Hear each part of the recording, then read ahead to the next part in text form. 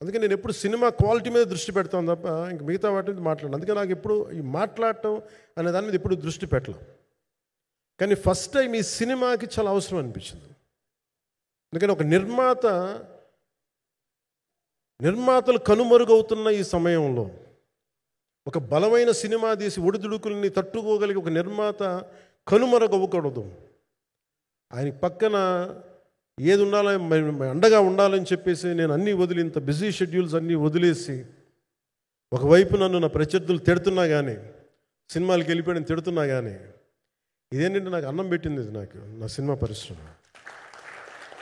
అంటే ఇక్కడున్న మిత్రులందరూ కూడా చాలామందికి నేను ఇండివిజువల్ ఇంటర్వ్యూస్ ఇచ్చాను. నేను చాలాసార్లు నాగేంద్ర కానీ మీరు కానీ చాలామందికి, వీళ్ళందరూ చాలామందికి నేను వ్యక్తిగతంగా తెలుసు.